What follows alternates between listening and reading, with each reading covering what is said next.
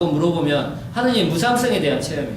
나는 예수님을 죽이러 가고 있는 상황이에요. 예수님을 잡아가며 예수님을 믿는 사람들을 박해하러 가고 있는 상황이에요. 박해하고 가고 있는 상황에서 예수님이 나타나죠. 예수님이 나타나가지고 왜 너를 박해하느냐? 그러니까 당신은 누구십니까? 네가 박해하는 예수 그리스도다 라고 얘기해요. 근데 그 다음에 이야기가 없어요. 근데 저는 그 다음의 이야기를 우리 상상을 해봐야 된다고 생각해요. 그러면 단순히 네가 박해하고 있는 예수다 라고 했을 때 그 이름 자체에 가지고 있는 예수만 얘기했을까요? 아니에요. 내가 너를 얼마나 사랑하고 있는지, 내가 얼마나 너를 지켜보고 있었는지, 내가 얼만큼 너와 함께 있어 주려고 하는. 근데 너는 왜 나를 박해하느냐? 라고 이제 얘기했을 거예요. 그러니까 180도 변해요. 그랬겠죠. 그렇게 되면 내가 어떤 일을 하든 무엇을 하든 하느님께서는 나와 함께 계셔 주시구나. 내가 잘못을 하더라도 그분은 언제나 나와 함께 계셔 주시구나 라는 하느님의 은총과 무상성에 대한 것들을 체험했죠. 그걸 한 걸음 더 나가게 되면 율법에서 처음으로 율법이 변화하면서 시대의 상황과 아니면 이스라엘 역사 안에서 변화하면서 개인에게도 변화하면서 유대이즘이 만들어지게 돼요. 그거는 제가 저번 학기에 말씀드렸죠. 유대이즘에 대한 정기 유다이즘, 후기 유다이즘 하면서 그것들이 성전이 무너지고 성전이 무너지게 되면서 회당주의가 발전하게 되고 저번 학기에 내가 그렇게 열내면서 얘기했다. 성전이 무너지게 되고 회당주의가 발전하게 되면서 회당주의에서 교육과 종교의 중심이 되고, 그래서 그 전에는 성전의 중심이었던 사제계급에서 누구로 발전하게 된다고? 그렇죠. 바리사이 중심으로 발전하게 되면서 바리사이들이 교육 중심으로 나가게 되니까 율법을 가르치고 율법을 적용하고 하는 문학 자체가 발전하게 되면서 성전에 대한 예배 중심이 아니라 율법을 지켰냐 안 지키냐에 따라 가지고 민족에 대한 우월주의 아니면 민족에 대한 그 폐쇄주의가 발전하게 된다고 제가 말씀드렸어요. 그래서 율법을 반드시 실천해야 된다라는 유다이즘, 그러니까 율법 제일주의가 발전하게 됐다고, 그래서 만들어지게 됐다고. 그게 예수 시대에도 팽배해져 있었다고. 하지만 예수님이 돌아가시고 성전이 무너진 이후에 그것들이 더 공고히 됐다고. 그래서 오늘까지 이어지고 있다고 제가 말씀드렸습니다. 그런 율법의 발전 상황이 있어요. 율법이 시대가 변하고 상황이 변하고 그러면서 자기들이 겪어온 것들 안에서 자기들이 지켜나가야 할 것들. 그래서 근데 제일 먼저 율법을 받았던 그 당시를 생각해보세요. 언제 율법을 받아요? 그렇죠. 모세오경 어디서? 시나이산에서. 가장 먼저 받은 율법이 뭐예요? 그렇죠. 10계명. 그때 받을 때를 생각해보세요. 유다인들이 잘해서 뭔가를 해서 시나이산에서 가서 받아요? 광야에서 어때요? 거기까지 가면서 물 없다고 불평하죠. 배고프다고 불평하죠. 왜 우리를 여기까지 끌고 내려갔냐고 사람들 불평해. 그 다음에 어때요? 뒤에서 에집트인들이 쫓아올 때 유다인들 어떻게 했어요? 두렵다고. 우리가 두렵다고. 어떻게 좀 해보라고. 맨날 불평하고. 자기들이 한 게 뭐가 있어요? 한 게 아무것도 없어요. 그럼에도 불구하고 그들이 잘한 게 없어요. 그럼에도 불구하고 누구 때문에 그들은 율법을 받고 하느님의 백성이 된 거예요? 누구 때문에? 하느님 때문이에요. 하느님 때문에. 하느님이 그들을 선택하셨기 때문이에요. 그들이 먼저 하느님을 선택한 게 아니라 하느님이 먼저 이스라엘 백성을 선택하셨죠. 그게 뭐냐면 무상성. 우리가 뭔가를 잘해서가 아니라 하느님의 은총은 언제나 우리에게 내가 어떤 행업으로 주어지지 않아요. 우리의 구원과 하느님의 은총과 하느님의 자비는 내가 뭔가를 했기 때문에 그 보상으로 하느님의 자비와 은총이 주어지지 않아요.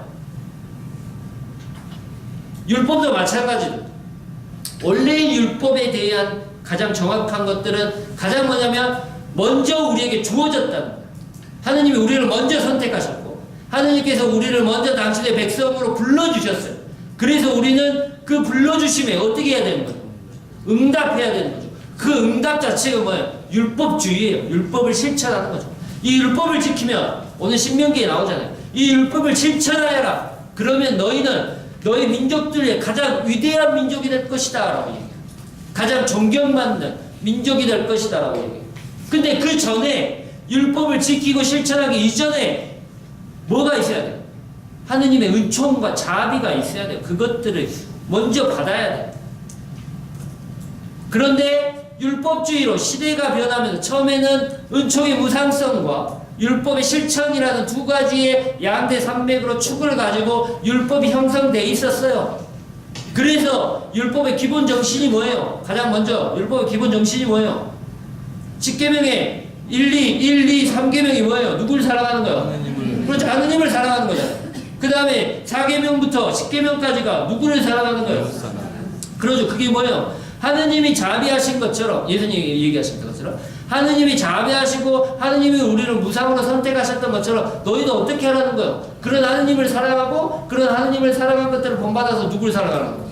그렇죠. 이웃을 사랑하는 거예요. 그게 율법의 기본 정신이에요.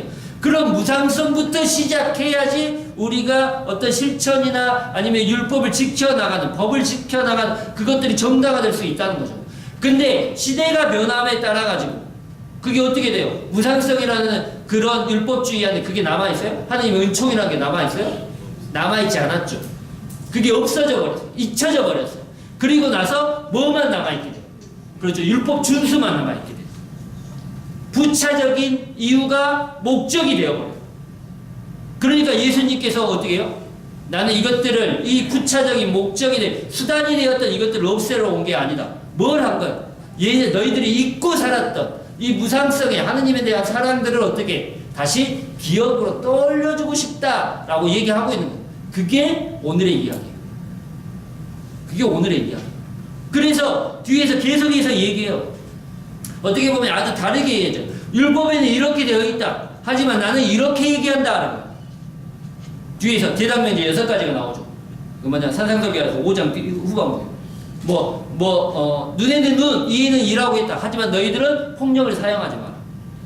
아내는 이혼자를 써주고 이혼하라고 그랬다. 하지만 마음으로부터 다른 사람을 도마하지 마라. 그것도 가늠하는 것이다.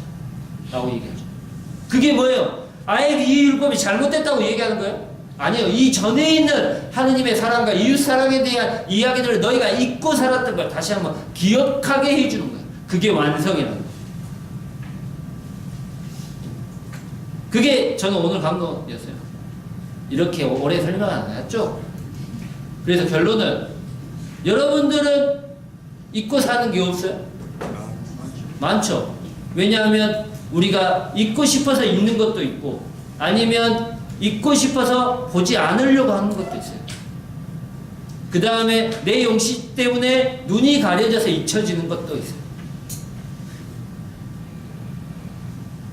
우리가 뭔가를 완성하기 위해서는 또 뭔가에 대해서 우리가 되돌아가기 위해서는 내가 잊고 살고 있는 것들이 무엇인가? 내가 정말 소중한 가치라고 생각했던 아니면 소중한 사랑이라고 생각했던 것들을 떠올리게 되면 우리가 어떤 우리의 삶 안에서 완성을 해가는 모습이 되지 않을까라는 거였어요. 오늘 강론 주제가. 또 한 가지 더는 사랑은 반복하는 거예요. 누가 그러더라고요. 사랑은 여러분들 제가 이제 주일부터 이제 개강 올해부터 개강했잖아요. 그래서 이제 클라라 자매님과 같이 이제 저녁밥을 같이 먹는데 컨셉 자체를 고등학교 때 했던 컨셉 자체를 월요일날 가가지고 버거킹을 제가 7년 만에 처음 봤어요. 패스트푸드 먹고 오늘 저녁은 클라라 자매와 같이 돈가스 먹으러 분식 먹으러 갔어요. 그래서 그런 가면서 얘기했던 게 뭐냐면 오늘 또 패스트푸드 먹고 내일 저녁도 패스트푸드 먹고 오늘 저녁도 패스트푸드 먹고 내일 또 패스트푸드 먹고 내일 금요일에도 햄버거 먹고 그 다음날도 햄버거 먹는다고 생각해보세요. 먹을 수 있을 것 같아요? 제가 한 8년 동안 독일에서 감자를 3끼 중에 2끼를 빼놓지 않고 먹었어요. 지지고 볶고 튀기고 으깨고 해가지고 그 퓨레를 만들거나 아니면 튀기기도 하고 그것들을 통감자로 해가지고 찌기도 하고 그 다음에 그것들을 파가지고 그 안에 뭐 고기도 넣고 그러니까 지금은 감자 안 먹어요. 되도록이면 안 먹을래요. 먹을 게 없으면 먹겠죠. 근데 감자가 그렇게 많이 나와요. 독일에. 맛있어요? 그것도 한 7년 먹어보세요. 맛있는 거. 별로 맛없어요. 7년 먹으면. 그런 것처럼. 그런데 사랑은 오늘 먹고, 오늘도 보고, 내일도 보고, 그 다음날도 보고, 그 다음날도 봐도 질리지가 않는 거죠. 오늘 무언가를 같이 하고, 내일 똑같은 일을 같이 해요. 그 다음날 똑같은 건 무언가를 해요. 그래도 어때요? 항상 즐겁다. 그렇게 되면 계속해서 뭔가를 같이 하고 뭔가를 바라보고 뭔가를 기억하고 뭔가를 한다면 그 사람에게서 나는 잊혀지는 존재일까요? 아니죠. 잊혀질 수 없는 존재가 됩니다. 하지만 우리가 누군가를 사랑한다고 하면서 같이 뭔가를 반복하잖아요. 그래서 서운하기도 하고 아파하기도 하죠. 그러면 나는 짜증난다 그래요. 그러면 어디로 가야 될까요? 잊혀졌던 그 기억들, 아니면 내가 잊고 살았던, 보지 않으려고 했던 그 무엇인가를 다시 만들어가면 그 사랑은 우리가 좀 더 공고해지지 않을까라는 생각들을 해봤습니다. 이런 것처럼 네 번째 복음서라는 것들은 기존에 그냥 알고 있었던 어떤 이야기들을 단순히 그 이야기를 빼고 그 이야기에 어떤 이야기를 덧붙여서 해주고 싶은 마음에서 쓴 복음서. 그래서 요한복음서를 알기 위해서는 기존에 어떤 이야기들이 있었다라는 것들을 알아야 돼요. 공감복음서가 어떻게 된다고? 전제돼요. 그래야지 요한복음서를 빨리 알 수 있어요. 제가 저번에 말씀드렸죠? 최후의 만찬에 대한 이야기들을 하지 않은 이유. 최후의 만찬이 다른 공간복음 안에서는 너희는 모두 이것을 받아 먹으라, 너희는 모두 이것을 받아 마셔라 라고 얘기하잖아요. 예수님이. 근데 최후의 만찬 때 그 얘기는 한 태기도 없어. 뭐만 있어? 발만 씻어주셨을 때. 왜? 그 사람들은 최후의 만찬에 그 이야기들이 너무나 당연한 일이었기 때문에. 그러면 그 얘기가 없었던 거예요? 아니, 있었다는 거죠. 근데 그 이야기를 어떤 형식으로 풀고 있는 거예요? 그 이야기를 6장에 나와 있는 생명의 빵에 대한 이야기. 너희는 모두 이것을 받아 먹어라. 이것을 내 살을 먹고 내 피를 마시는 사람은 영원히 죽지 않고 목마르지도 않을 것이다 라는 그 얘기로 풀어내고 있는 거예요. 그 다음에 또한 내가 그렇게 주는 이유는 너희가 어떻게 알아? 너희도 그렇게 내 살을 누구한테 주라고, 다른 사람에게 주라고. 그것들을 어떤 상징적인 행위로 어떤 행위로? 세정례라는, 너희가 누군가의 종이 되어주고, 내가 너희가 종이 되어주었듯이, 내가 너희의 발을 씻겨주었듯이 너희도 누구의 다른 이들의 발을 씻겨주어라 라고 하죠. 똑같은 거예요. 그렇게 발을 씻겨줬다면 예수님께서도 최후의 만찬에 빵을 띄어서 우리에게 주셨죠. 제자들에게 주셨어. 그러니까 제자들도 어떻게 하라는 거예요? 너희들의 살을 띄어 다른 이들에게 주어라 라는 의미 자체가 그 안에 포함되어 있다는 거예요. 그러면 공간복음에 대한 이야기들을 모르면 요한복음에 대한 이야기들을 이해할 수 있을까요? 없을까요? 없다. 어렵다. 그래서 그런 이야기들이 많이 접목되어 있습니다. 그래서 네 번째 복음서라고 합니다. 그래서 소제목이 감추어진 진리. 굉장히 쉽게, 그들은 쉽게 푼다고 풀었는데, 근데 거기에서 몇 년이냐? 2000년이래요. 근데 걔네들이 뭔 생각을 하는지 우리가 어떻게 할 것이오? 그러니까 뜬구름 잡는 얘기처럼 들려요. 그러니까 일단은 그것들이 뭘 알고 있는지에 대해, 그 사람들이 어떤 생각을 가지고 있는지 먼저 대상을 바라봐야지 그것들을 이렇게 설명하고 있구나 라고. 그들은 그냥 대상을 알고 있는 것들을 설명하는 것들을 받아들이면 되는데, 우리는 이 사람들이 무슨 생각을 하는 것부터 알아야 돼. 그래야지 이 대상을 보고 이것들이 이렇게 해설했구나 라는 거야. 이해되세요? 그러니까는 한 단계를 더 뛰어야 돼. 그러니까 우리에게는 지금 2000년이 지나서 요한복음을 읽고 있는 사람에게는 감추어져 있다는 거죠. 그 감추어진 것들이 은밀히 들어가요. 그 은밀히 들어간 것들을 발견하면, 엊그제 우리 그날하자면요 이런 저런 이제 월요일날 식사 같이 하면서 그런 얘기를 했어요. 갑자기 물어보더라고요. 신부님은 성경 책 중에서 성경에 나와 있는 73권의 책 중에서 뭐가 제일 좋냐고. 다짜고짜. 그러니까 난 다 좋은데? 라고 얘기했죠. 이제 그렇게 이제 좀 더 구체적으로 제가 다시 질문을 해보려고 했어요. 질문. 다시 구체적으로 그러면 신부님은 강의하실 때 어떤 과목이 가장 편하세요? 라고 이제 물어보더라고요. 그래서 그건 저는 쉽게 대답했습니다. 저는 마르코가 제일 편해요. 마르코는 제가 따로 준비하지 않고 그냥 해도 돼요. 왜냐하면 오랫동안 고민했기 때문에 오랫동안 공부했기 때문에 마르코가 제일 편해요.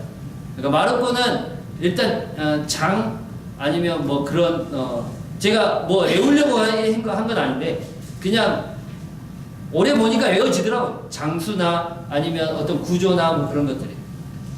그런데 이제 그러면 제일 쉬운 거 말고 가장 재밌거나 흥미로운 게 뭐예요? 라고 물어보죠. 그러니까 제가 뭘 것 같아요? 그렇죠. 요한복음. 왜냐하면 이게 이런 내용도 있구나라는 걸 새롭게 깨닫게 돼요.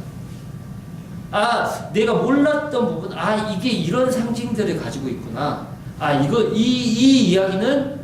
이 이야기를 대변해서 하고 있구나라는 것들이 내가 몰랐던 부분들을 책을 읽으며 아니면 그 책을 읽고 다시 한번 성경을 읽어보면서 이게 이런 부분이 있구나라고 얘기가 돼요. 한 예로 보면 여러분들 이제 곧 있으면 이제 순환사화잖아요. 순환사화 얘기면 성금요일날 뭘 읽습니까? 순환복음 읽죠. 순환복음 중에서도 성금요일은 반드시 요한복음. 그러니까 1년에 한 번씩 요한복음에 대한 순환복음은 여러분 다 읽어요. 근데 한번 제가 물어볼까요? 빌라도가 처음에 체포되시죠? 그래갖고 누구한테 가요? 가야파? 내가 그럴 줄 알았어요. 가야파 안 가. 한나스라는 사람한테 가요. 한나스가 누구예요? 대사자예요? 아니요, 대사자. 그 당시에 대사자는 가야파였어요. 그러면 가야파의 누구? 그래도 많이 하시네. 장인. 가야파의 장인이 신문을 하죠. 그 다음에 그 신문이 끝나고 나서 누구한테 보내요? 빌라도한테 보내요. 빌라도한테 보내죠. 빌라도한테 보내는데 빌라도가 굉장히 길어요. 그래서 이제 사람한테 넘기고 십자가의 길을 가죠. 그런데 빌라도가 자기의 총독 관저하고 그 다음에 밖에 나와 있는 유다인들 관중하고 공간이 두 개를 나눠 쓰죠. 그러면 빌라도가 총독 관저 안에서 예수님을 신문하다가 나가고 사람들한테 얘기하고 들어가고 다시 들어갔다가 왔다 갔다를 몇 번을 할까요? 저는 몰랐어요. 근데 7번. 왔다 갔다를 7번. 그 다음에 마지막에 왔다 갔다 하고 나서 그 다음에 예수님도 끌려갔다가 다시 나왔다가 자 봐라 여기 너희들이 왕이 있다 하고 다시 끌고 들어가지고 야 내가 진짜 다시 한번 물어보는데 너 어디서 왔어? 라고 물어봐요. 그러니까 너 진짜 임금이야? 라고 계속 물어봐요. 그래서 나중에는 임금이라고 하니까 이게 두려운 거예요. 그러니까 이게 왔다 갔다 하는 장면이 뭐냐면 요한복음 안에서 이 부분자 세상 부분이에요. 예수님과 함께 있는 부분, 그 다음에 예수님에 대한 것들을 알아가는 삶이죠. 알아가는 삶. 세상을 왔다 갔다 예수님께 왔다 갔다가 세상에 가서 다시 얘기하고 왔다 갔다. 그 다음에 나중에는 어떻게 해요? 빌라도가 어떻게 돼요? 두려워서 내가 이 사람은 나는 이 사람에게 아무런 죄를 찾지 못하였다라고 얘기해요. 그러니까 너희들이 알아서 죽여라라고 자기는 손 떼죠. 그게 뭐냐면 경외심의 일종이에요. 신적인 삶을 보고 신적인 능력을 보고 예수님께서 계속해서 자신에 대해서 이야기하죠. 그게 올라갔다 내려갔다는 이야기겠어요. 나중에 다시 볼 겁니다.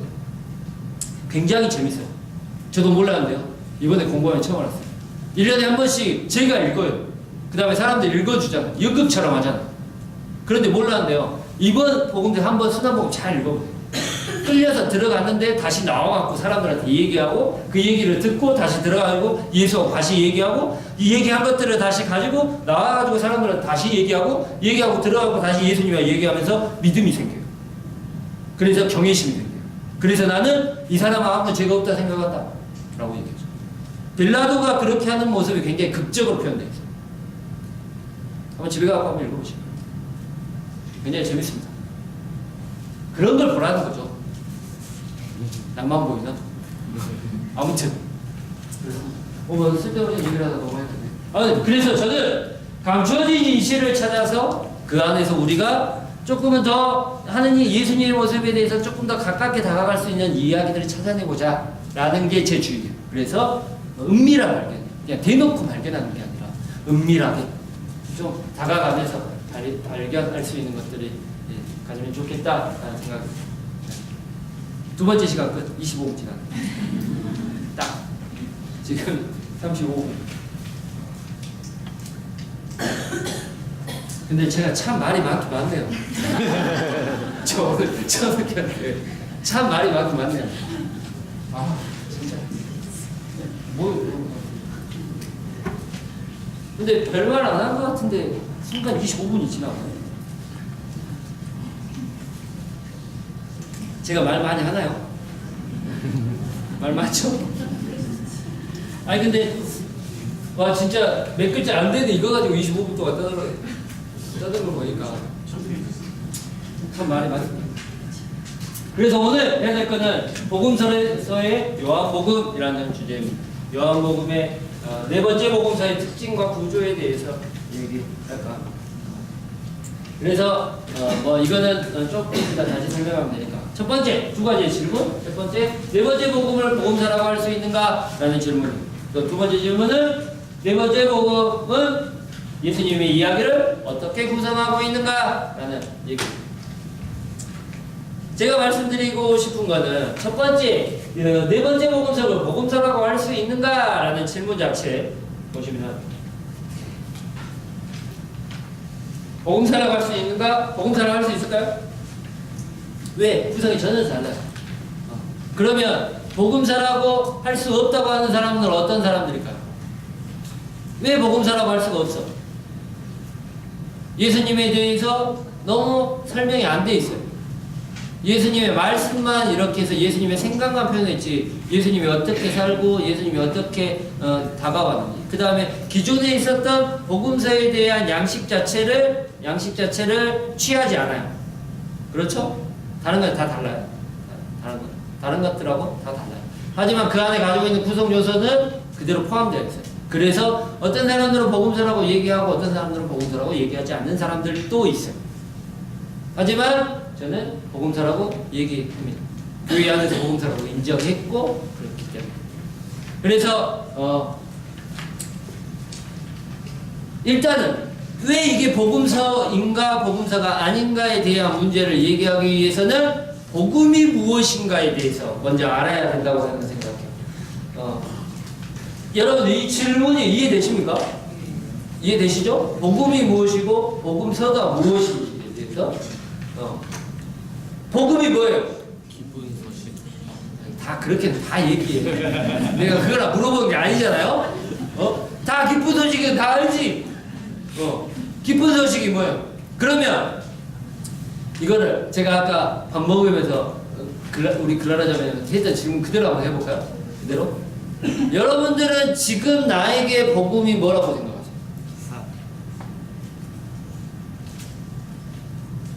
한 번씩 생각해보세요. 한번 적어봐. 이건 한 번 적어. 내가 지금 여기에서 오늘을 살았는데 오늘 나에게 복음이 뒤에 A4지에 크게 한번 적어봅시다. 그래서 한번 이렇게 들어봅시다. 다시 나 이렇게 뒤에다가 크게 적으세요. 크게. 내가 보게 한번 적어봅시다. 한번 적어봅시다. 크게 이면지에다가 어떤 이면지에다가 지금 내가 나에게 복음이라고 생각하는 것들을 한 1분 정도 생각해 보시고 그런 생각 한 번도 안 해보셨죠? 이제 해봐. 그랑기 이제 해봐. 한번 적어보세요. 지금 나에게 복음이라는 게 무엇인가? 복음이 무엇인가? 한번 적어보세요.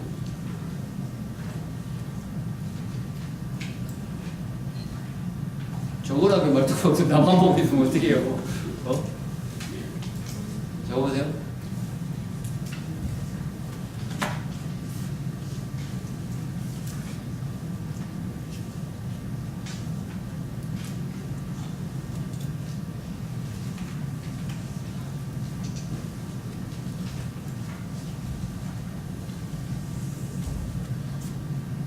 적으셨어요. 뭘 그렇게 많이 적어?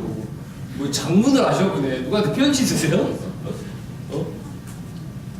뭐 쓴 척 하고 있는 거야? 어?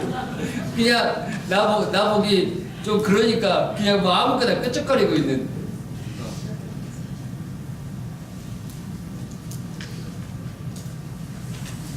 여러분에게 지금 복음이라는 게 뭐예요? 지금 오늘 살아가는 오늘 다른 날 다 말고 그냥 오늘 하루를 이렇게 되돌아보면서 나에게 오늘 복음이 무엇이었을까? 라고 하는 그 개념 자체를 알아야 될 거 아니에요. 복음이 뭐예요? 나에게 지금 살아가는 어? 살아가는 뭐라고? 살아가는 거요. 살아가는 거? 살아가는 게 복음이요? 그럴 수도 있겠네.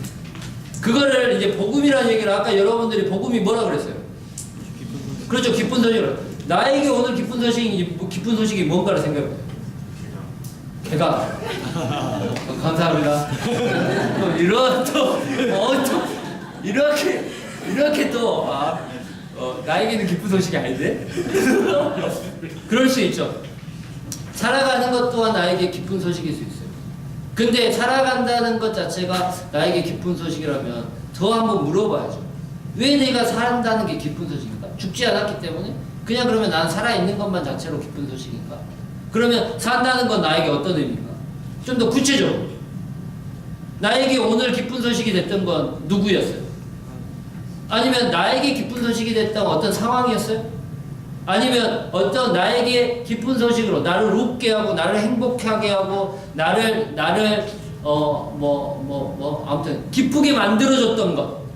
사람일 수도 있고 상황일 수도 있고 물건일 수도 있고 모든 것일 수 있어요. 그러면 그게 지금 나에게 기쁜 소식이라는 복음이라는 거죠. 복음. 뭔지 한번 생각해 보세요. 근데 슬플 때는 잘 떠오르는데 웃을 때는 잘 안 떠올라. 내가 언제 기뻐했지? 잘 몰라. 내가 오늘 생각해 보면 나는 기쁠 때가 언제였지? 라고 생각해 보면 없어요. 그런데요, 그럼 내가 기뻐하지 않았나? 라고 생각해 보면 내가 웃지 않았나? 라고 생각하면 순간순간 많이 웃었거든요. 근데 우리는 그것들을 놓치고 산다는 거예요. 그것이 복음이에요. 우리들이 놓치고 살지만 우리들 삶 안에 스며들어야 해요. 그게 예수입니다. 많은 사람들이 기뻐하죠. 많은 사람들이 기쁨 안에서 살아가죠. 하지만 그걸 믿음으로 받아들이진 않아요. 그렇잖아요. 하지만 믿음을 가지고 있는 사람들은 기뻐하는 이유를 어디에서 찾을까요? 신앙 안에서 찾아요. 그게 바로 복음이에요. 복음. 그게 바로 복음이라고 저는 생각해요. 아까도 제가 말씀드렸던 것처럼 내가 오늘 하루 들었던 생각들.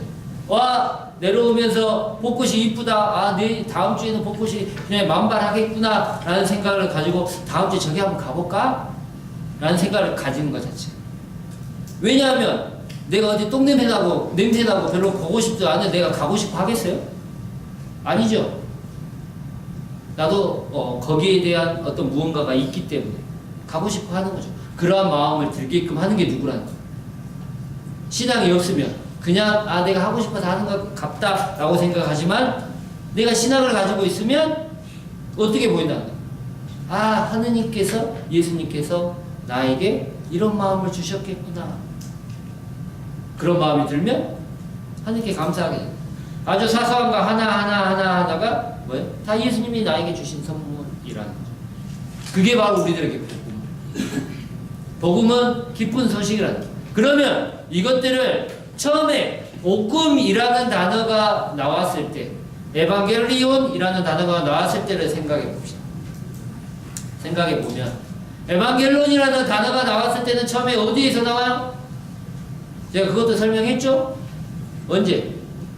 로마 제국 때 승전보를 울리거나 아니면 왕이 바뀌었거나 아니면 왕이 지 아들을 낳았거나 아니면 황제가 지 아들을 낳거나. 그런데 왕이 지 아들을 낳든지 어디에서 전쟁에서 이겼든지 그거하고 나하고 뭔 상관이에요? 뭔 상관이에요? 아무 상관없죠.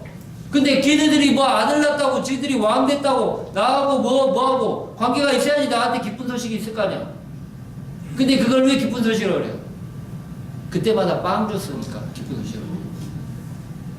왕이 나면 어때요? 그들에게